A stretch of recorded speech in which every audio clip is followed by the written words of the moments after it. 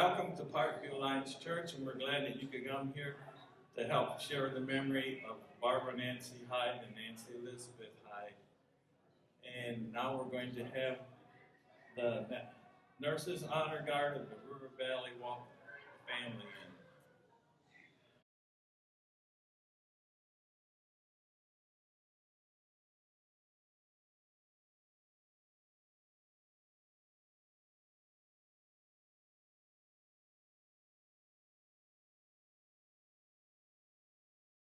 Hi, we are with the Nurses Honor Guard of the River Valley, and we're so excited to be here for Barbara.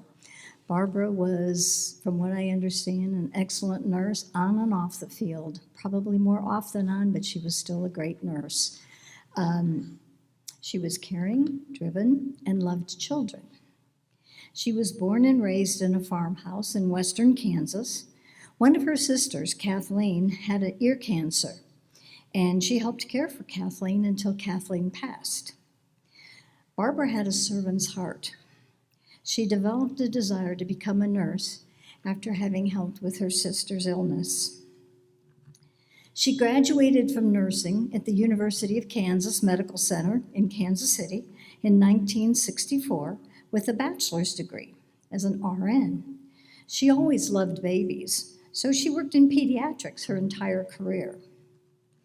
She began her career at KU, University of Kansas, and then followed her husband to Wichita, where she put him through his residency, which allowed him to do his job moving forward. So she was quite instrumental in his life. Then after 4 years of nursing, her son was born. She gave up her career to be a stay-at-home mom, but she didn't end her nursing. She just ended the degree part. She kept being a nurse the rest of her life. She had a second son and then adopted 3 daughters, and she cared for all 5 of them. A lot of times her husband was at this apartment up by the hospital, because when you're an OB doctor, you never know when babies are born, and we all understand that. And he took call every other night. It was just easier for him to stay up there. So Barbara, in many respects, was a single mom of 5 kids. So she had a lot on her plate. She nursed people throughout her life as a mom and a nurse, and if someone needed help, she was always there, whether it would be friend or family. She even looked things up in her husband's medical books to see if there was any non-medical things or what kind of advice she could give them, and if they had to, send them to the doctor. She cared for her elders as well. She was also the caregiver for her uncle when he was in a hospice until he died. She was a very special woman. Little about her dress. This is her original dress. And when we were going through nursing, I came from Kansas City myself, and I first went to school at a different school and got my diploma, came back, got my RN, or my BSN, where she did at KU.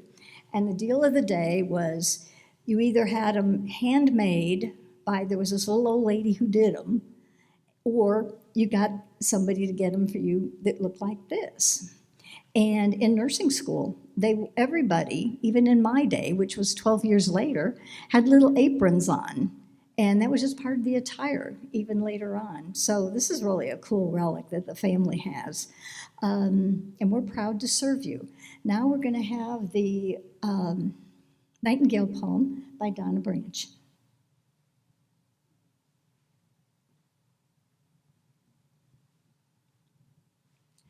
Nursing is a calling, a lifestyle, a way of living. Nurses here today honor Barbara and her life as a nurse. Barbara is not remembered by her years as a nurse, but the difference that she made during those years, by stepping into people's lives by special moments. When a calming, quiet presence was all that was needed, Barbara was there. In the excitement and miracle of birth, or the mystery and loss of life, Barbara was there. When a glance could uplift a patient, family member, or friend, Barbara was there. At those times when the unexplainable needed to be explained, Barbara was there. When a gentle touch, a firm push, or an encouraging word was needed, Barbara was there. In choosing the best one from the family's box of chocolates, Barbara was always there. To witness humility, its beauty in good times and bad, without judgment, Barbara was there. To embrace the woes of the world willingly and to offer hope, Barbara was there. And now that it is time to be at the greater one's side, the Lord and Savior's side, Barbara is there.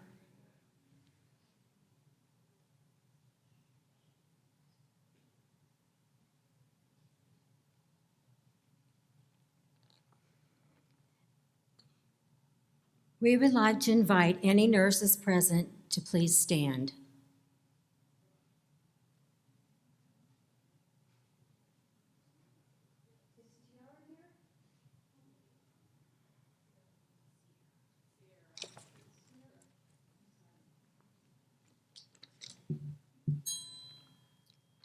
Paging Barbara, RN. Paging Barbara, RN. Paging Barbara, RN. Barbara Hyde, RN, you are relieved of your earthly nursing duties.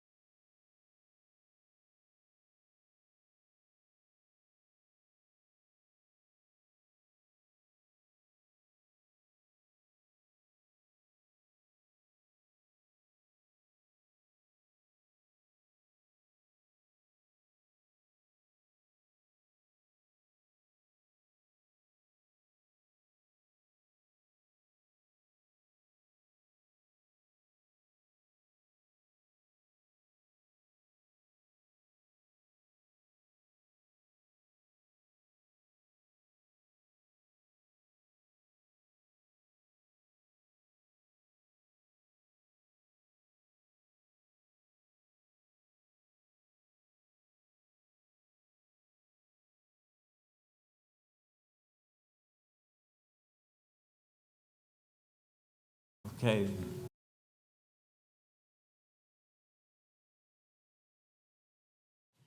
Barbara Nancy Hyde, 82 of. Okay, a little higher.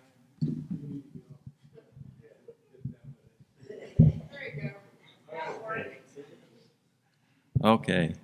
Barbara Nancy Hyde, 82 of Fort Smith, Arkansas, passed away peacefully at her home on September 21st, 2025. She was born on October 27, 1942, in Centerville, Kansas, to the late William David John Britton and Elsia Elizabeth Fletcher Britton. On August 22, 1964, Barbara married the love of her life, Dr. Marshall Lawrence Hyde, with whom she shared many wonderful years until his passing. Together they raised a family rooted in faith, love, and devotion. Barbara was a proud graduate of KU Medical School and dedicated her life working to caring for others as a registered nurse. Her kindness, compassion, and steady presence touched countless lives throughout her career. Beyond her professional life, Barbara cherished time with her family. She delighted in playing the piano, researching her family ancestry, and enjoying the timeless sounds of old school rock and roll. Her greatest joy came from being surrounded by her grandchildren and great-grandchildren who lovingly called her their source of encouragement and warmth. Barbara's life was guided by her deep love for the Lord, and she will be remembered for her unwavering faith and devotion to her family. She is survived by her 5 children: David Hyde of Fort Smith, Arkansas; William Hyde, Angelica of Fort Smith, Arkansas; Nancy Hyde of Fort Smith, Arkansas; Sarah Graves Mark of Belcamp, Maryland; and Kathleen Barnes Jacob of Springdale, Arkansas. She leaves behind 17 beloved grandchildren: Derek, Matt, Nicole, Michelle, Andrew, Shannon, Marshall, Jaslyn, Patrick, Elizabeth, Lauren, Megan, Victoria, Laney, Kennedy, Grisham, and Harrison, as well as 9 great-grandchildren: Sarah, Deanna, Art, Elena, Cabria, Nissa, Gemma, Josie, John, and 1 more on the way: Brother Bill Britton of Lewis, Kansas, and brother-in-law Don Hyde of Lincoln, Nebraska. Barbara was preceded in death by her husband, Dr. Marshall L. Hyde, her parents, Elsia and David Britton, her brother, Gail Britton, and her sister, Kathleen Britton, and a great-grandchild, Malachi Neiman Owens. Barbara will be remembered for her steadfast faith, her love of music and family history, and most of all, for the love she poured into her family and friends. Now, for Nancy.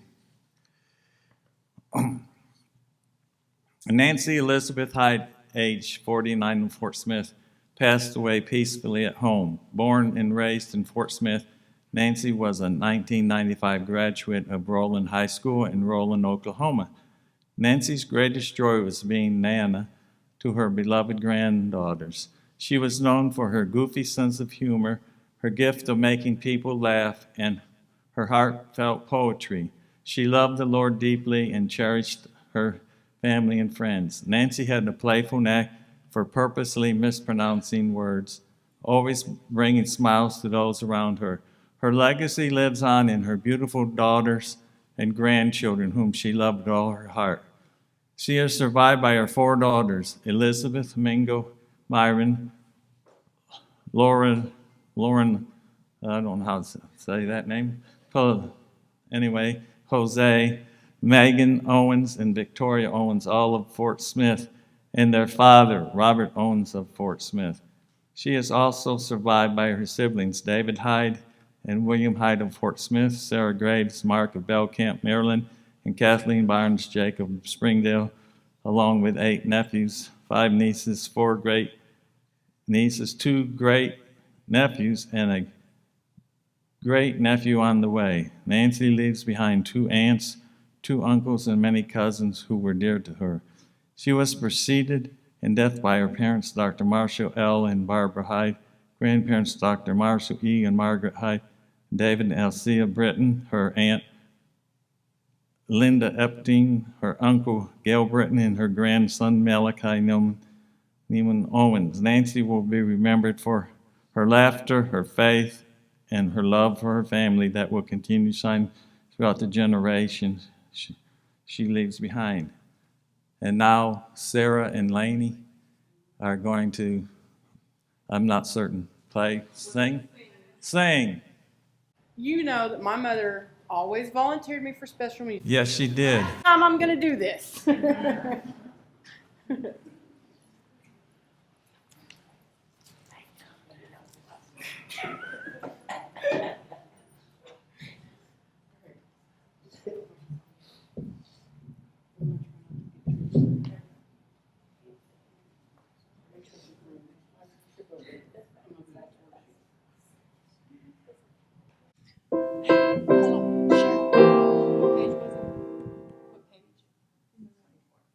It's the Hyde Family Circus.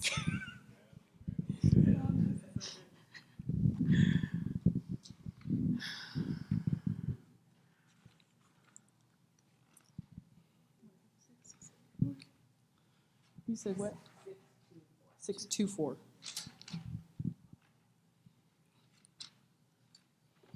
He's going to give you a stand to put it on.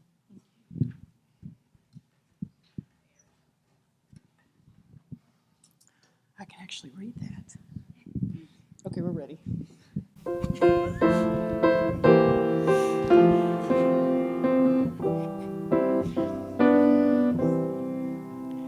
Why should I feel discouraged? Why should the shadows come? Why should my heart be lonely and long for heaven and home? When Jesus is my portion, my constant friend is He. His eye is on the sparrow, and I know He watches me. His eye is on the sparrow, and I know He watches me. I sing because I'm happy. I sing because I'm free. For His eye is on the sparrow, and I know He watches me. Let not your heart be troubled. His tender words I hear, and resting on His goodness, I lose my doubt and fear. Though by the path He leadeth, but one step I may see. His eye is on the sparrow, and I know He watches me. His eye is on the sparrow, and I know He watches me. I sing because I'm happy. I sing because I'm free. For His eye is on the sparrow, and I know He watches me. Whenever I am tempted, whenever clouds arise, when songs give place to sighing, when hope within me dies, I draw the closer to Him. From care He sets me free. His eye is on the sparrow, and I know He watches me. His eye is on the sparrow, and I know He watches me. I sing because I'm happy. I sing because I'm free. For His eye is on the sparrow, and I know He watches me. Okay, so now we have two things that we're going to read. One that Nancy wrote and one that the girls found after she passed. And I'm going to let you want to read the Friends one first. What? Okay. Which one's up there? My mother. Oh. Never mind. Okay. Oh, there we go. Okay, well then here. Friends one first. Because I have it on Microsoft. Thank you. Yes, I know. I'm getting old. I can't see. Okay, here we go. Girlfriend. Here you go. I made it big. Okay, thank you.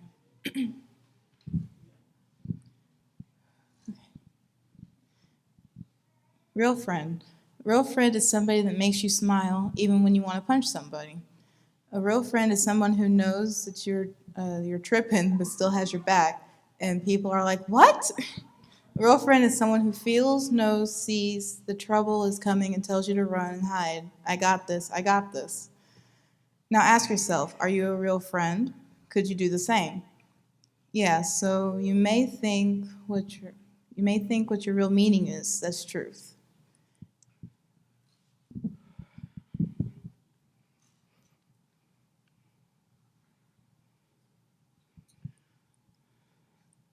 This one's called My Mother. She actually found this somewhere. It was printed off. It says, "My mother is a woman like no other. She gave me life, nurtured me, taught me, dressed me, fought me, held me, shouted at me, kissed me, but most importantly, loved me unconditionally. There are not enough words I can say to describe just how important my mother was to me and what a powerful influence she continues to be. Mother, I love you." Now we get to tell some secrets. So I asked her to think of two things, one for her Aunt Nancy and one for my mom, that she wants to share with y'all. And I'm going to share one that's going to kind of, well, it's going to tell on me too, because it was kind of, anyway, so my memory from my sister, I have two of them. One, when we used to take long road trips, we always had a 15-passenger van. They would always take the front seat, It was 15, Bill. 15. 15. Okay, well, that's not what it was supposed to fit 15. Anyways, they would always take the first bench seat out so that we could lay down because we were kids. And a 6.5-hour trip would always take about 10. So to keep Kathleen occupied when she was a baby, I'm embarrassed to admit this, but me and Nancy would always lay on the back seat, throw our legs over the seat, and use our feet as sock puppets for Kathleen.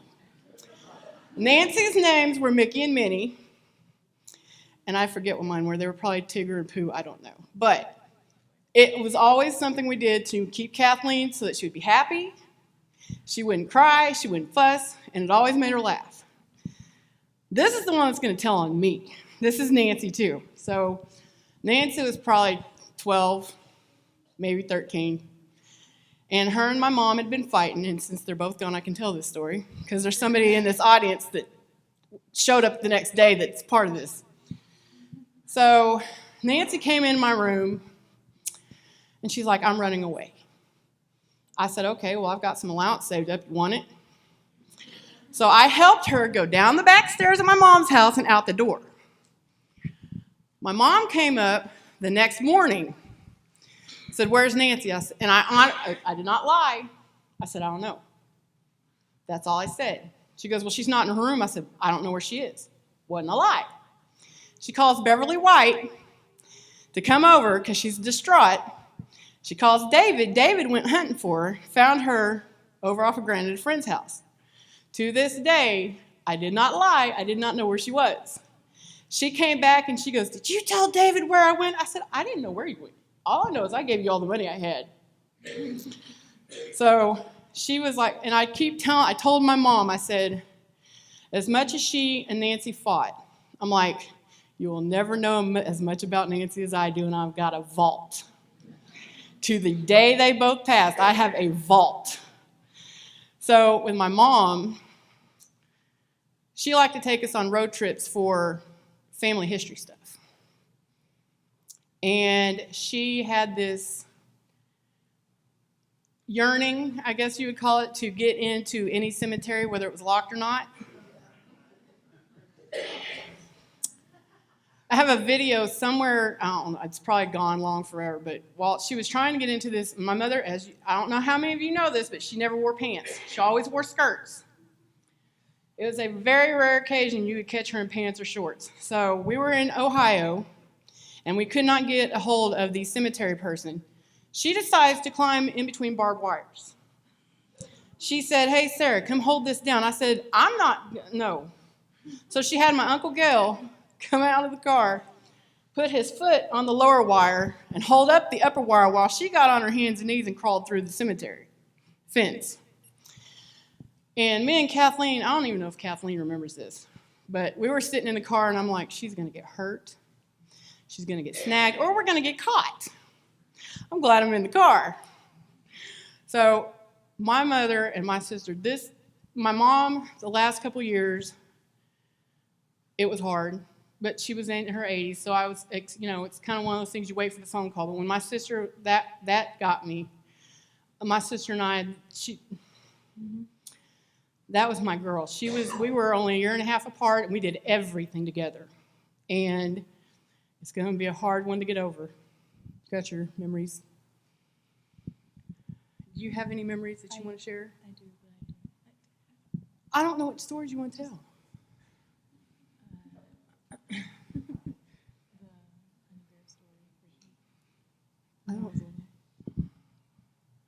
Okay, I'm going to open the floor to anybody that wants to come up here and share a story. Because my child is trying to be shy. So if you don't want to come up here, do you have a way for them to pass around? He's got a mic that he can pass around if you don't want to come up front.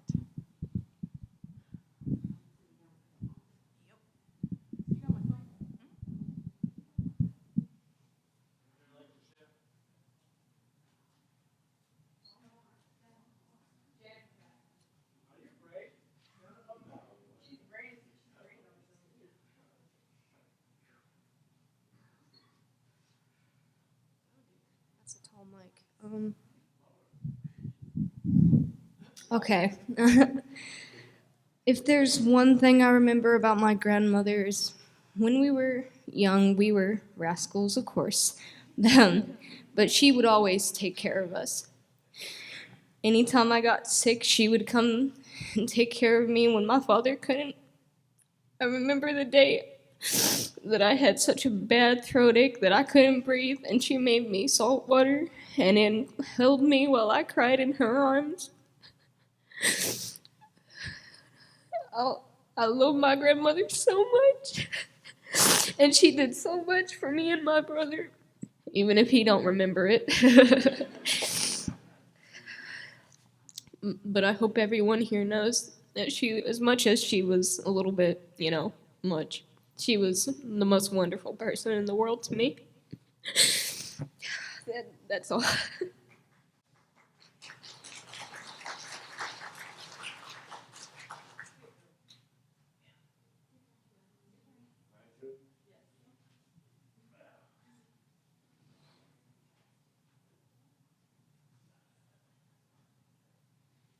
My mother. Let's see, where to begin? She gave me life. She gave me breath. She took care of me and taught me to love the Lord for all that I am. And I am honored to carry on that journey and serve the Lord. Thank you.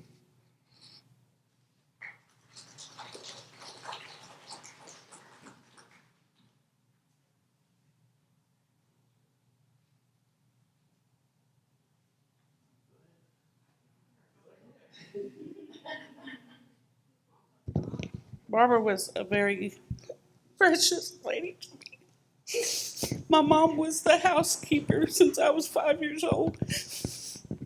She helped send me to a special school where I could learn how to read because I didn't know I had dyslexia real bad. I remember when we got a little older and we were at the pool, you were not allowed out there in a bathing suit without a t-shirt or she was very strict about that. But without the Hydes in my life, it would have been a sad life. I love them all. Thank you.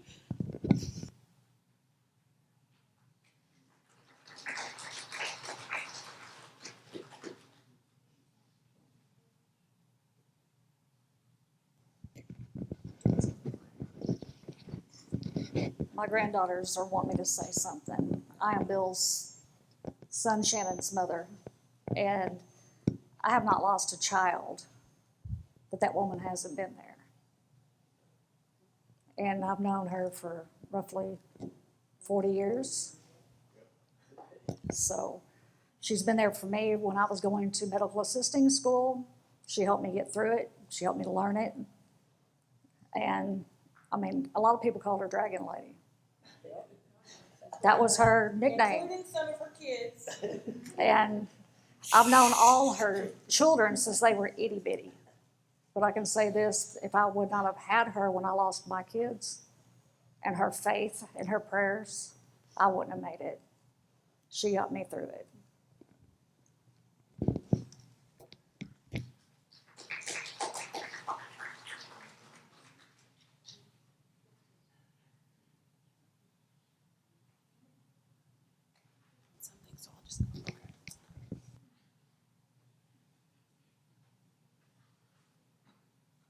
I came prepared. I went ahead and wrote something.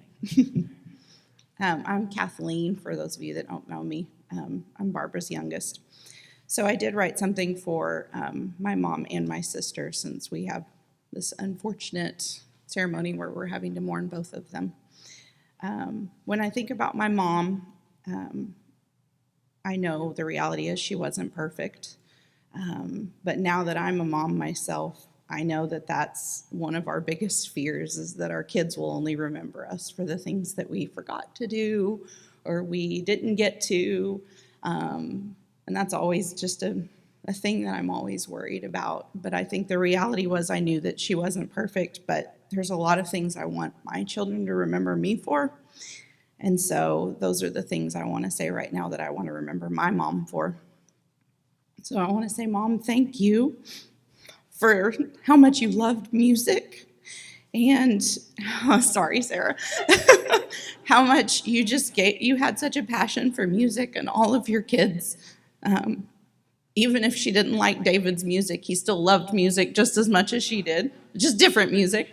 And we all it's something in our lives that I feel like she really brought into our hearts.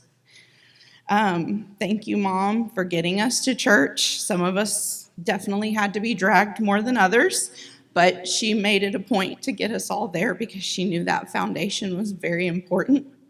And the thing that I appreciate about that too was not just the foundation of faith, but also the importance of a church community.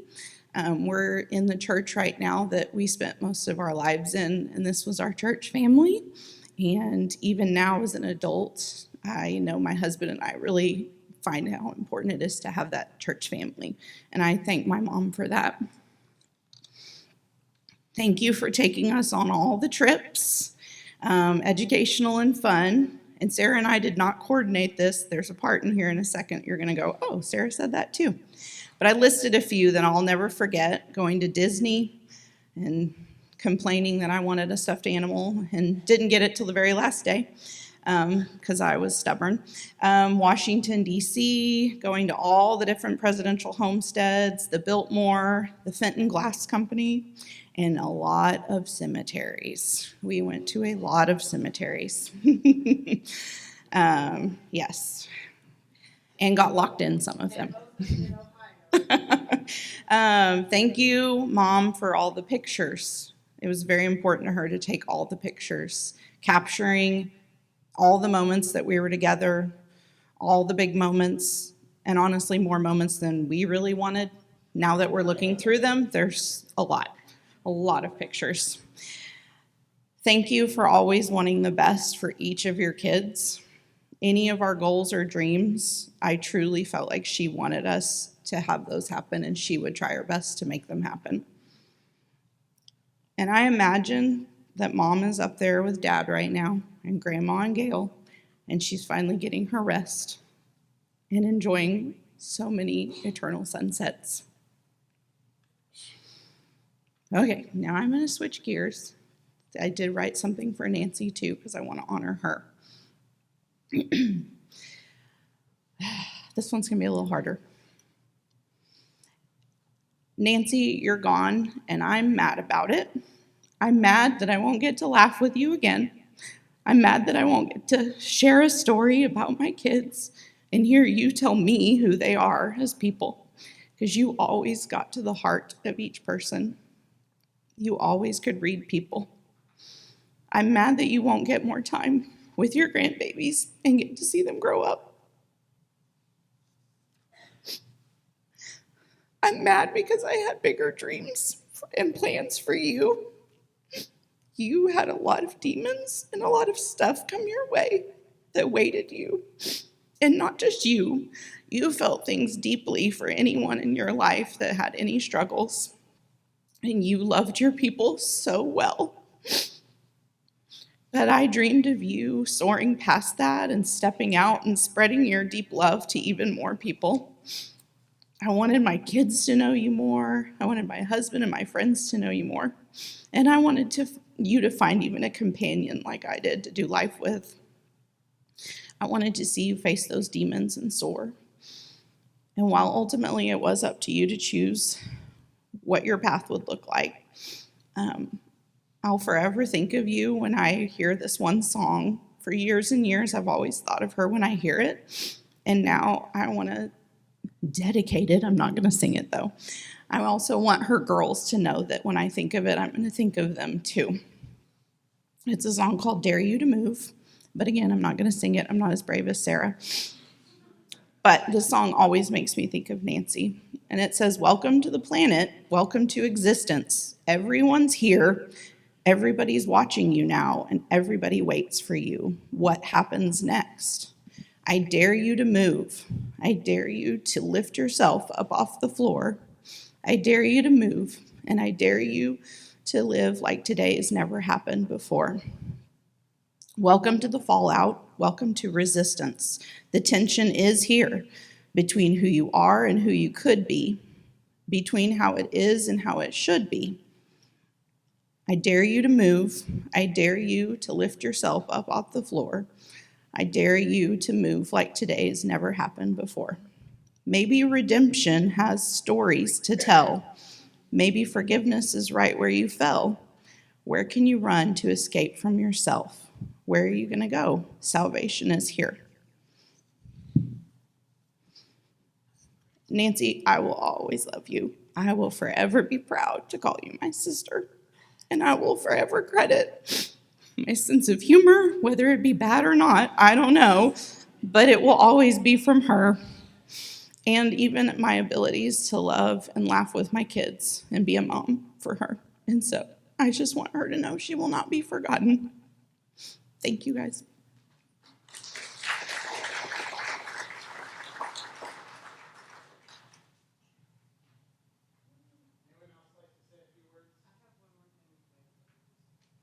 Okay, so I know I'm long-winded, but I get that from my dad. I am my dad's daughter. I have another memory. Kathleen mentioned church. After they moved over to 17th Street, we were still going over to First Baptist. And the worst part about First Baptist is that Nancy always got me in trouble. We would go home to church. My mom would take us home, spank us, and take us back to church. Nancy had this thing where, I don't know if anybody that knows anything about the Fort Smith First Baptist, but they had these huge windows on the side, and we always sat in the balcony, and Nancy, after church, would stand there in the little cutout and drop the program down to see if she could hit somebody. So I thank Nancy for always getting me spanked for no reason, because she decided to misbehave in church, and I got spanked by default.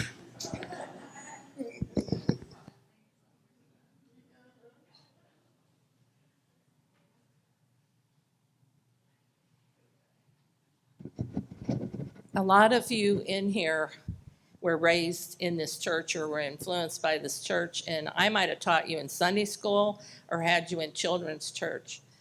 But you wonder, what good do you do, and do the kids remember things? Well, about 4 or 5 days before Nancy died, when they had moved her to the hospice floor, she eventually went home, but they'd moved her to the hospice floor, and we heard about it. So my husband and I decided we wanted to go up and see her, and we went up. She was there by herself. Megan had been there, but nobody else was there at the time. And I said, Nancy, do you know who we are? And she said, well, you're Don and Jeanette. And I noticed a Gideon Bible laying on the table. It was wrapped up in cellophane, but I love giving Gideon Bibles. So I opened it up and I said, Nancy, could I read Psalm 23 to you? And she said, sure. So I read it to her. And then at the end of it, I said, Nancy, you know, we taught you this, and we taught your children to memorize this in children's church. It took weeks. She said, yes, I know. And then she said, Jeanette, will you take and fold the page over right there and leave it laying there, because I want my children to read that and believe that. And she told Don and I that she wished God would heal her. She knew he could, but she said, I just want to go home. She kept saying, I want to go home, I want to go home. And she did get to go home where she did pass. But anyway, it was just so neat to see how she treasured God's word, even as suffering as she was at the end. And then I want to say one thing about Barbara. She loved babies. She absolutely loved babies. And she called us in the middle of the night one time, 2 o'clock in the morning, woke us up, and she said, in her slow way, she said, "This is Barbara. I'm over at the hospital. There's a striking baby girl here." And I said, "Barbara, what do you want to know? If you should think about adopting it? What are you talking about?" And she said, "No, Larry and I want to know if you and Don would like to adopt this baby girl." And she called Molly, striking. Molly's 41 now. And then not quite 2 years later, we wanted to adopt again. And Larry called a doctor friend in Little Rock, and we got Bethany, who's here tonight. And so our family was built a lot on that love of her with babies, and with Larry always wanting babies to go to a Christian home. And so anyway, our family's been shaped a lot by your parents.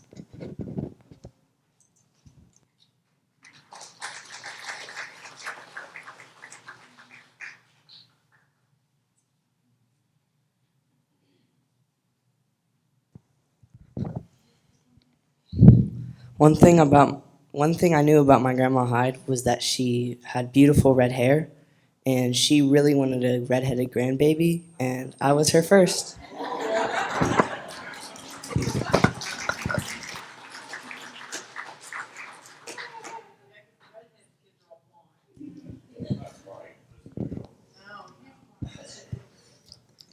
My name is Dorothy Curry, and I want to honor Barbara in that what she did for us, my family.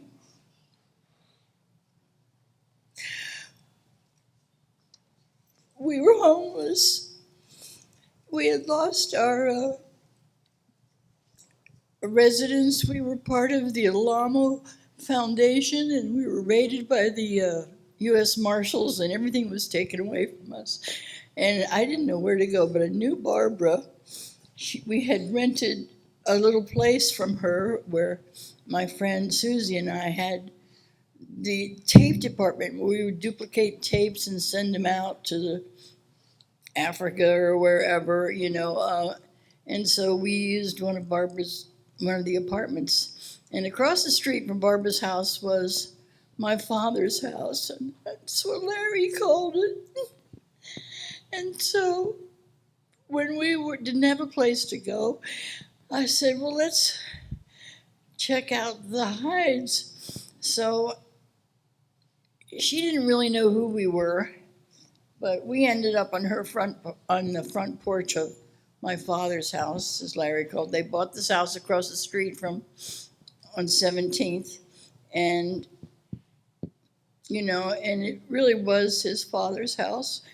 And we were looking to be taken in, and Barbara said, "Who are you people?"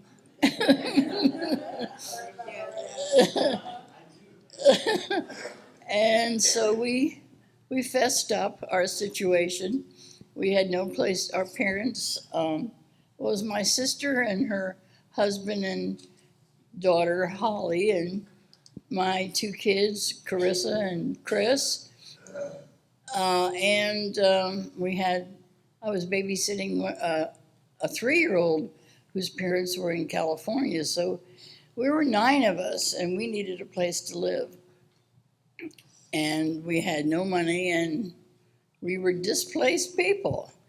So she said, well,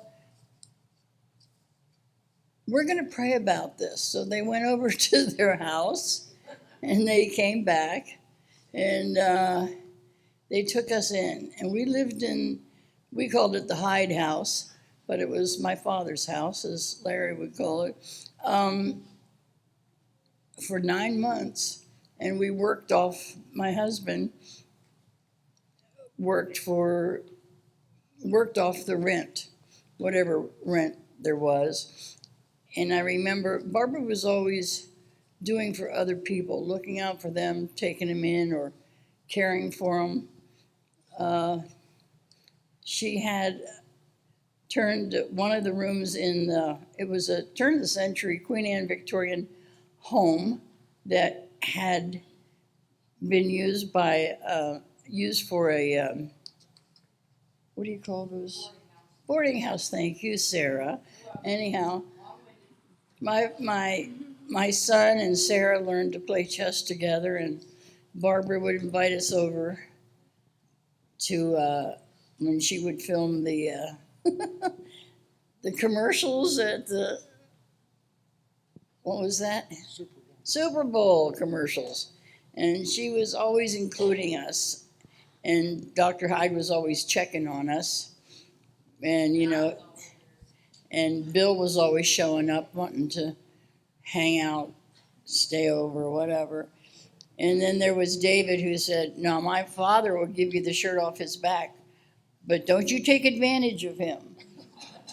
And then Barbara said, you know, she knew what legalistic Christians we were. It's not our fault. We were deceived. So, she said, "Now don't you preach hell to Kathleen. You know, don't you scare Kathleen with hell." And so I wasn't allowed to do that. But, you know, we loved these people and they loved us and they took us in. And it was a very special time, you know. She'd get us involved with the girls, and we swam together, didn't we? And my girls, and I just wanted to honor her, that she was always. And then there was Imogene Anderson. Imogene was part of the Baptist church there, and she lived on the corner across the street from my father's house. And well, it was Dr. Hyde's father's house, you know. He's my father too, but, you know, at any rate, she had us go sit like she had Sarah sit, and different. Barbara was dying of, not Barbara, but Ms. Anderson was dying of cancer, and she was in hospice, basically, you know, and she needed someone to spend the nights, look out for her. And so my husband and I would take turns over there. And then after y'all moved, that was another volunteer situation. I used to sleep over there too. Yeah, you did, okay. But she was always looking out for other people. I mean, she looked out for us. It was a great blessing in my life, and these were wonderful Christian people that just embraced us regardless of where we had been and who we were. And I just want to honor her. She'll be greatly missed. Thank you.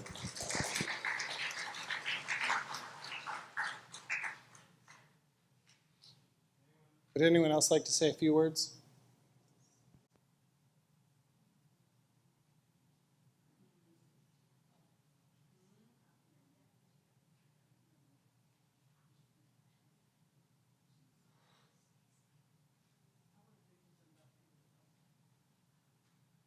You're gonna have to forgive me for not standing up. I'm hot and I'm wobbly.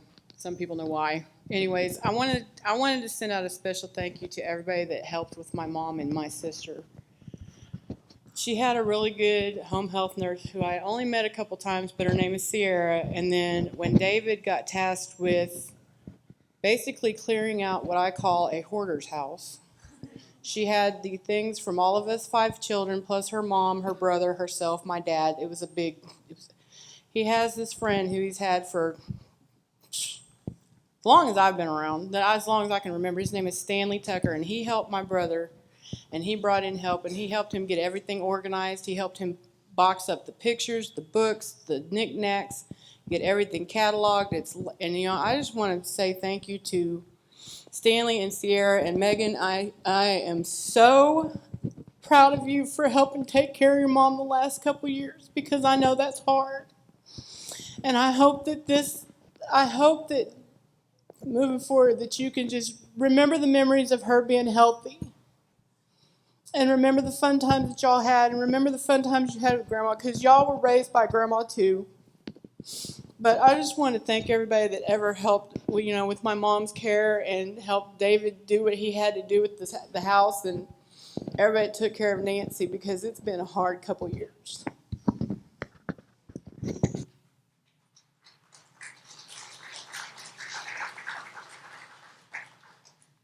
So the family has requested that we would play a few of their favorite hymns. And so, Walt, if you would come up for us.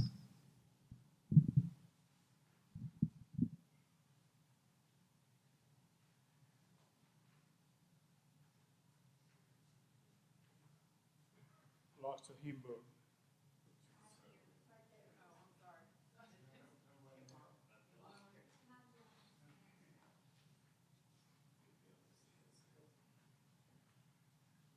I was going to say I didn't know Nancy, didn't know Barbara as a caring person that played the piano here for a number of years. And she loved music, and she encouraged all of us to sing, and not only to sing music, the notes, but to notice the words.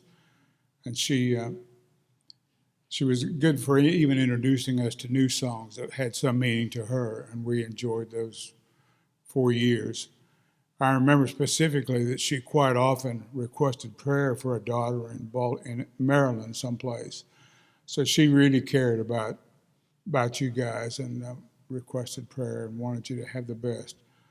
So as the pastor said, I hope these, I don't know, I'm going to sing a couple songs, couple verses. I hope they were some of her favorites. I don't know that. But they're in honor of her at any rate. I know whom I have believed. She knew that. She knew who she believed. Is that okay?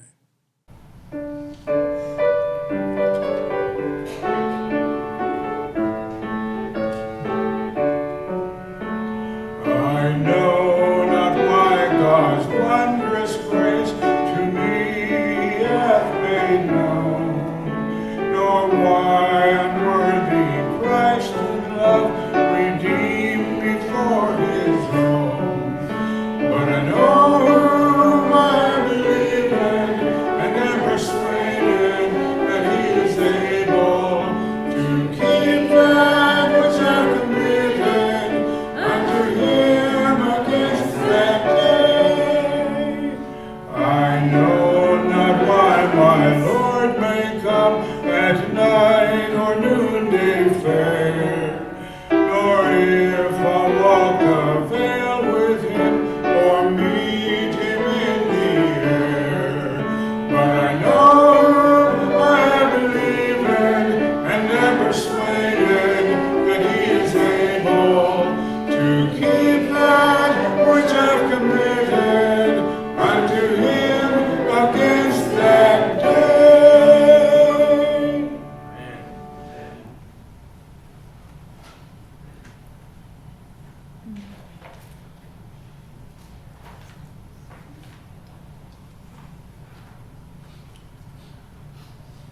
You may know this one also. Sing along if you want to.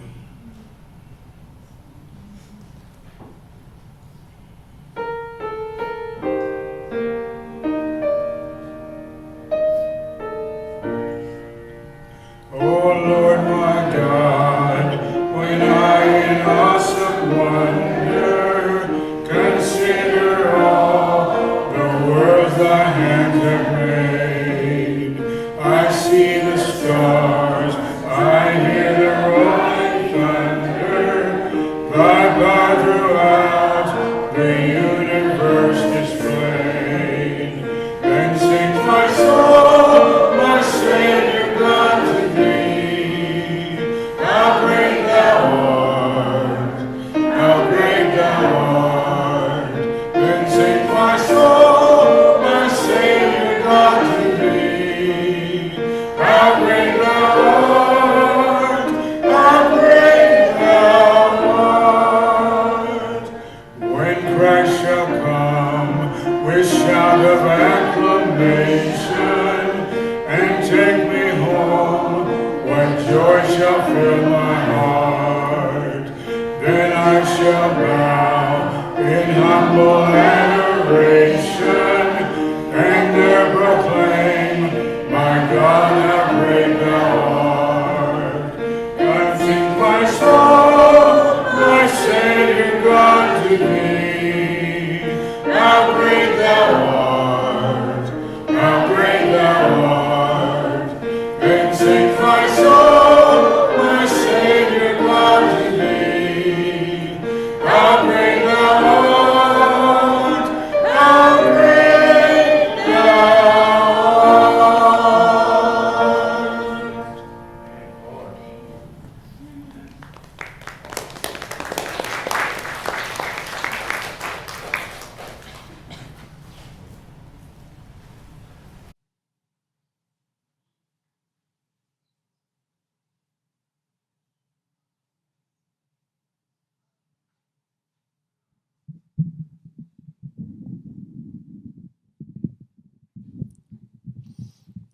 Well, I just wanted to take a quick moment and thank everybody for coming here to Parkview today. And I didn't get to know Nancy, and I only had the opportunity to meet Barbara one time. But what I did know was Barbara's reputation. And the reason we're all here today is because Barbara loved the Lord.